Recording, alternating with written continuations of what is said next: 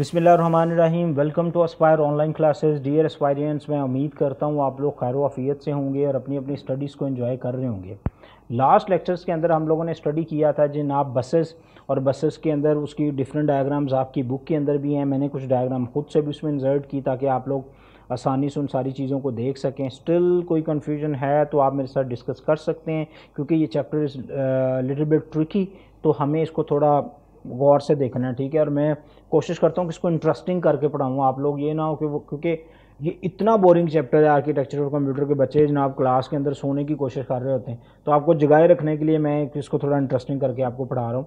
Lecture 41 के अंदर हम yes that's really very important.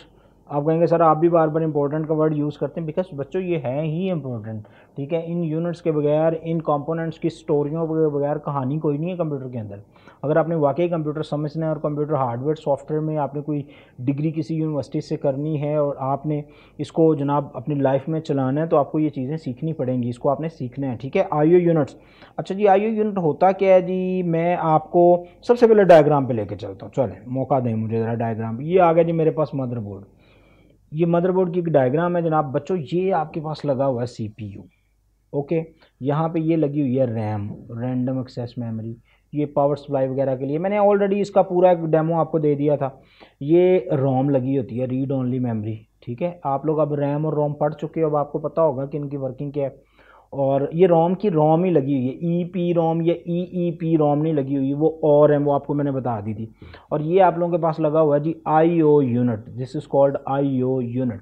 और ये बच्चों आप लोगों के पास इसकी कुछ इनपुट पोर्ट्स हैं, और ये बच्चों हमारे पास कुछ आउटपुट पोर्ट्स हैं, और ये स्लॉट्स हैं, एक्सपेंशन स्लॉट, जो बसेस के अंदर भी आपने ये पढ़ा होगा, उसको ज़रा स्टडी करेंगे। ये क्या होती है, ये कोई आपने एक्सटर्नल कार्ड, कोई ग्रीन कार्ड कह रहा हूँ, कोई जनाब साउंड कार्ड, और जनाब कोई आपने इसके ऊपर कोई लगाना है let's suppose video game controller, या आपने इंटरनल मॉडेम, कोई चीज़ आपने मदरबोर्ड के ऊपर आपने यहाँ पे अटैच करनी है, तो आप इन स्लॉट्स के ऊपर लगा सकते, इसलिए इनको एक्सपेंशन स्लॉट्स कहते हैं, ओके। अच्छा, ये जो जितनी इनपुट आउटपुट पोर्ट्स हैं ये थ्रू बसेस, अब मैं ये बसेस खुद से बना रहा हूँ। वैसे ये मदरबोर्ड के ऊपर अगर आप गौर करें तो आपको वाइट वाइट नज़र आ रही हैं छोटी छोटी, ठीक है, ये सारी की सारी बसें। लेकिन मैं चलें आपकी आसानी के लिए इसको ऐसे ड्रॉ कर देता हूँ, ये ड्रॉ होगी। इसको हम कहते हैं आईओ यूनिट। अब इसका काम क्या है? इसका काम ये है कि जनाब ये मेरा कंप्यूटर है, मैंने इसके साथ कीबोर्ड लगाया, तो कीबोर्ड लगेगा कहाँ? इनपुट पोर्ट पे। इनपुट पोर्ट पे लग गया। अब मैंने कीबोर्ड पे टाइप किया, तो सबसे पहला जो मैसेज है वो जाना है पोर्ट पे, पोर्ट से वो जाना है आईओ यूनिट के पास, आईओ यूनिट ने उसको पहुंचाना है रैम के पास, और रैम ने उसको पहुंचाना है जनाब सीपीयू के पास, और सीपीयू ने फिर उसको प्रोसेस करना है। स्टोरी क्लियर है? तो IO unit is really very important. अगर ये यूनिट सिर्फ काम करना छोड़ दे आपका, तो आपकी कोई इंटरनल एक्सटर्नल डिवाइस कंप्यूटर के साथ अटैच ही ना हो, अटैच हो जाए, वर्क ही ना करे, वर्क ना करे तो कंप्यूटर यूजलेस है। आपका कंप्यूटर है लेकिन डिस्प्ले स्क्रीन नहीं लग सकती क्योंकि पोर्ट काम नहीं करती, तो फ़ायदा है? नो फ़ायदा। उसके बाद जनाब हमारे पास कंप्यूटर है but keyboard, mouse, microphone, speaker और प्रिंटर, स्कैनर्स नहीं अटैच हो सकते, तो आप उस कंप्यूटर को कभी यूज़ करेंगे? नेवर। बिकॉज ये आईओ, ये पेरिफेरल डिवाइसेस जो हैं या input output devices, if they communicate with your system, it's mean you can operate, you can use, you can complete your task by using all these equipments, okay।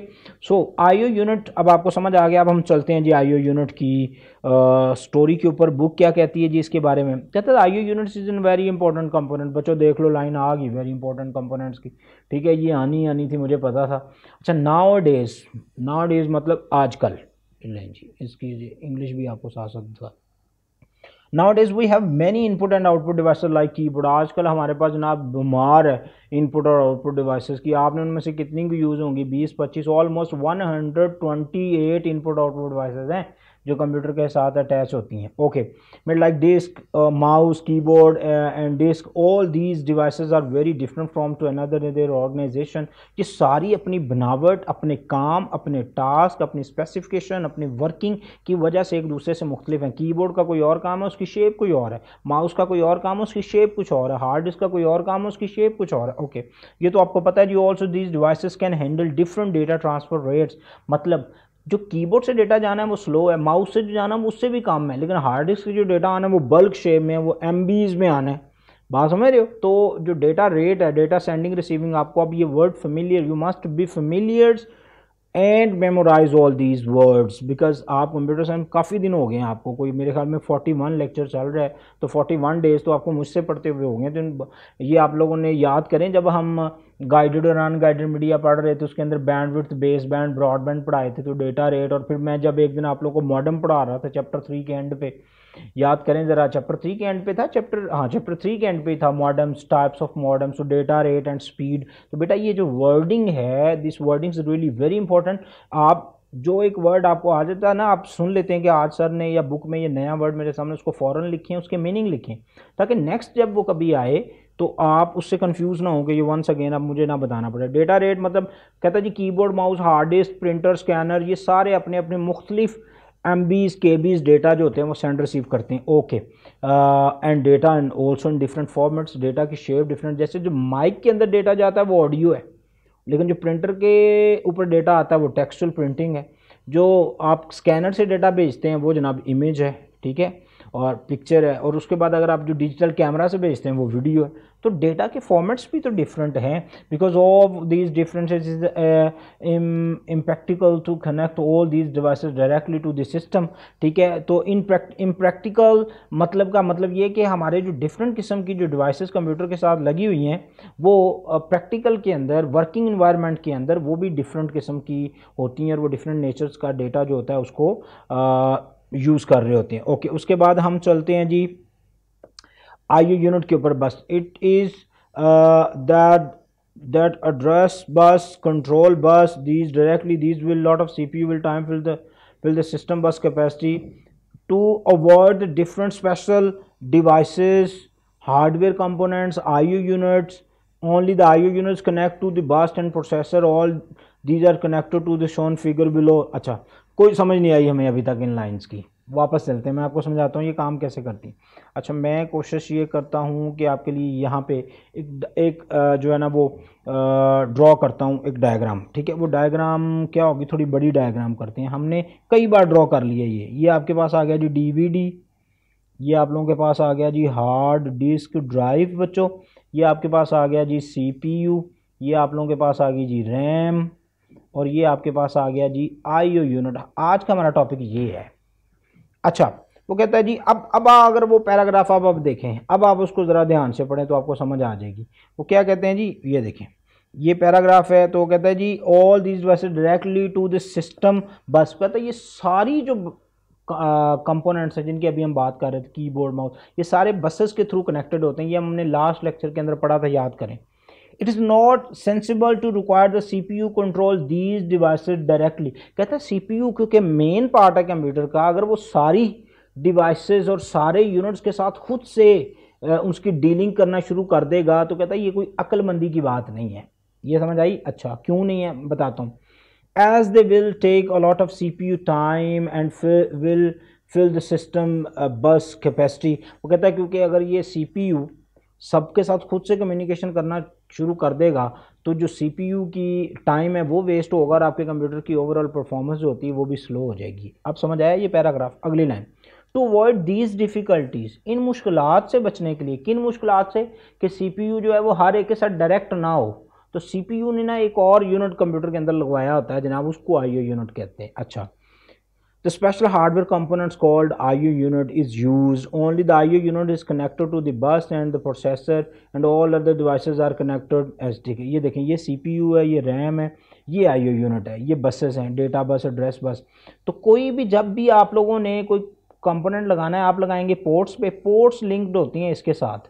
अच्छा, ये पहले तो वो अच्छी तरह जान पड़ताल करता है कि जनाब ये प्रॉपर डिवाइस है, उसको इंस्टॉल करता है, उसकी यूजेबल बनाता है, फिर उसका सिग्नल एड्रेस बस या डेटा बस के थ्रू भिजवाता है रैम को, और रैम फिर वो सिग्नल आगे भिजवाती है CPU का। कहाँ सामने मतलब या तो ये था कि डिवाइस डायरेक्ट आके CPU पे लग जाए तो उससे CPU की परफॉर्मेंस ख़राब हो जाएगी, इसलिए दरमियान में मतलब जैसे आप ये समझ लें कि आप प्रिंसिपल ऑफिस में, तो प्रिंसिपल ऑफिस पहले प्रिंसिपल के PA से आप मिलते हैं, वो अब अगर आप सारे डायरेक्ट प्रिंसिपल ऑफिस में या डायरेक्ट डायरेक्टर्स के ऑफिस में जाएं तो डायरेक्टर्स तो कुछ नहीं कर सकते, प्रिंसिपल्स तो कुछ नहीं कर सकते, इसलिए उनके पीएमओ पहले आपकी बात सुनते हैं, वो देखते हैं कि अंदर कुछ लोग मौजूद हैं, उनको पहले इन आउट करते हैं जो भी, फिर आपकी बारी आती।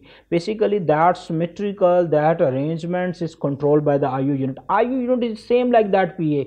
इसका काम ये कि कोई इनपुट डिवाइस कनेक्ट हो रही है, कोई आप कभी आप यूएसबी लगा रहे हैं, उतार रहे हैं, प्रिंटर स्कैनर, तो ये सारी इस तरह की डीलिंग खुद से करता है। जब वो रेडी टू यूज़ होती हैं देन वो सीपीयू को बताता है, अदरवाइज ये सारी डिवाइस डायरेक्ट कम्युनिकेशन करें जिसकी वजह से प्रॉब्लम आएगी। स्टोरी क्लियर हुई? अब आपको ये पैराग्राफ और लाइंस क्लियर होगी। अब हम वापस चलते हैं, ये आईओ यूनिट की डेफिनेशन, अच्छा ये यहाँ पे भी क्लियर होगी। ये जनाब आप लोगों के पास डिफरेंट कंपोनेंट्स थे जो आपको एक दफ़ा फिर रिकॉल किए, ताकि कोई भी डिवाइस जो आप लगाते हैं पोर्ट्स पे लगाएंगे और पोर्ट्स आगे आकर यूनिट, और ये यूनिट जो होता है वो फिर अटैच है विद रैम, और रैम फिर ये सारा का सारा मैसेज पहुँचाती है किस तक? सीपीयू तक। ये सीपीयू लगा हुआ है बच्चों, इसको सीपीयू कहते हैं या माइक्रो प्रोसेसर। फिर उससे क्या होता है कि वर्किंग जो कैपेसिटी वो नहीं होती, लेकिन इसके लिए 2 डिफरेंट टेक्निक्स जो होती हैं वो यूज़ की जाती हैं। आपकी बुक का ही पेज है, the IO unit responsible for keeping the track of states of different devices. IO unit, input output unit का काम है कि डिफरेंट किस्म के जो डिवाइसेस हैं उनको साथ ज़रा डीलिंग करना। Attach with it is also responsible for compensating that speed difference between the processor and IO devices. अच्छा यूएसबी किसी और स्पीड से काम करती है, कीबोर्ड किसी और स्पीड से काम करता है, आपने कैमरा लगा दिया और है, स्कैनर, प्रिंटर, हर एक की अपनी, लेकिन सीपीयू की अपनी स्पीड है। अब अगर ये दोनों स्पीड्स आपस में लेवल पे नहीं आती हैं, आपस में कंपेटिबल नहीं होती, तो कभी भी ये डिवाइसेस फिर आपके कंप्यूटर के साथ काम नहीं करती। तो दरमियान में फिर कौन आया? दरमियान में आया आईओ यूनिट। इधर से अगर स्लो स्पीड डेटा आ रहा है तो उसको हाई स्पीड करके आगे भेजता है, और अगर हाई स्पीड आ रहा है तो उसको स्लो स्पीड, वो स्पीड जो सीपीयू को चाहिए होती है। तो दोनों पार्टीज की जो कम्युनिकेशन है, यानी कि इनपुट और आउटपुट डिवाइसेस और माइक्रो प्रोसेसर के दरमियान में आईओ यूनिट, ताकि इनकी कम्युनिकेशन परफॉर्म होती रहे। तो डिफरेंट वेज हैं जी जो transferring data from the peripheral input devices के लिए हम यूज़ करते हैं। उनमें बच्चों सबसे पहला इंटरप्ट है, second one is called DMA. Interrupt क्या है जी? In this scheme the processor issues the command that IO unit IO device when the devices get ready the generate an interrupt signal for the processor. On sensing this signal the processor suspends all the. अच्छा वो क्या कहता है जी इसमें कि आपने लगाई USB, अच्छा यूएसबी अटैच हुई, और यूएसबी जैसी इनपुट और आउटपुट डिवाइस के साथ अटैच हुई, उसका एक सिग्नल जनरेट हुआ, और वो सिग्नल गया किसके पास? रैम के पास, और रैम ने वो सिग्नल सीपीयू को बनाया। तो सीपीयू जो है वो अपनी वर्किंग जो भी वो काम कर रहा होता है, जिस प्रोसेसिंग में लगा, उसको थोड़ी देर के लिए सस्पेंड करता है। ऐसा नहीं कि उसको उठा के इधर रख देता कि जनाब पहले यूएसबी की बात होगी फिर आपसे बात होगी, ऐसी कोई स्टोरी नहीं है। मतलब अ वाइल, मतलब पता चलता है कि जनाब कोई डिवाइस अटैच हुई है, ठीक है, उसको सस्पेंड वर्किंग कहते हैं। अच्छा करता है, and then processing and perform the IO operation, फिर वो उसके साथ इनपुट आउटपुट ऑपरेशन। ये क्या, ये कुछ कमांड्स हैं जो उस डिवाइस को चलाने के लिए ज़रूरी होती हैं, उसको आईओ ऑपरेशंस कहते हैं। Okay, the disadvantage of this scheme is that the reduce overall performance of your processors. इसका सबसे बड़ा जो नुकसान है वो ये कि आपके प्रोसेसर की काम करने की कैपेसिटी थोड़ी डैमेज होती है, बिकॉज अगेन एंड अगेन जो डैमेजिंग अगेन एंड अगेन जो डिवाइसेस अटैच हो रही हैं उसकी वजह से वर्किंग सस्पेंड हो रही है। सस्पेंशंस की वजह से आपकी जो वर्किंग है, जो सीपीयू की परफॉर्मेंस है वो क्या होगी, थोड़ी डिस्टर्ब होगी, थोड़ी रिड्यूस होगी। सो दैट्स वाई ये एक डिसएडवांटेज है, drawback. Okay, the second one is DMA which is called, लिख लें, आपकी बुक पे नहीं है, शायद आपकी किसी की बुक पे हो, लिख लें direct memory access, DIRECT, direct memory access. ठीक है बच्चों, this is called direct memory access, DMA। अच्छा इसमें क्या होता है, इसमें ये होता है कि यूएसबी आपने अटैच की, आईओ यूनिट फुली फ्लज जनाब उसके पास अथॉरिटी होती है कि वो उस डिवाइस को आपस में प्रॉपर अटैच करता है, proper installing hardware ready to use. जब रेडी टू यूज़ होता है तो फिर कंट्रोल यूनिट को बताता है या सीपीयू को बताता है कि जनाब ये डिवाइस जो है ना ये रेडी होगी, और इसकी वजह से जो सीपीयू क्योंकि डायरेक्ट नहीं हो रहा है डिवाइस के साथ, उसकी जो परफॉर्मेंस होती है ओवरऑल वो भी डिस्टर्ब नहीं होती। यानी कि सारा काम जो अभी थोड़ा सा काम सीपीयू ने खुद किया था ना इंटरप्ट स्कीम में, डीएमए में वो भी नहीं करने देता। डीएमए में सारा काम खुद से ही आईओ यूनिट करता है, तो उसके बाद वर्किंग परफॉर्म तो कहता है ये second scheme DMA in this scheme the processor issue that IO command and then get busy in some other useful. वो कहता है वो आईओ यूनिट को कहता है भाई ये इस बात सुनो, इस डिवाइस को अटैच करो, और वो अपने काम में लगा रहता है CPU. Okay, the special hardware gets the data from the IO devices and use the system bus to place it। ये बेटा वही बात है, बसेस, क्योंकि वो डेटा के लिए तो बसेस तो फिर ज़रूरी होंगी। अच्छा, data into the memory, it is useful to note that the data is transferred transfuse when the processor does not need to system bus. अच्छा, इसमें डेटा तब प्रोसेस उसके लिए सेंड और रिसीव किया जा रहा होगा जब सीपीयू के पास खाली टाइम होगा, ठीक है। अदरवाइज़ वो आईओ यूनिट को कहता है कि इसको थोड़ा होल्ड करके रखो। ऐसा नहीं है कि वो अपना काम छोड़ के पहले कनेक्ट करना शुरू कर दी जैसे ही, और सर 10 मिनट तक वो फ्री ना हो, ऐसा नहीं होता। ये सेकंड के 1000वें हिस्से में हो रहा होता, आपको पता भी नहीं चल रहा होता।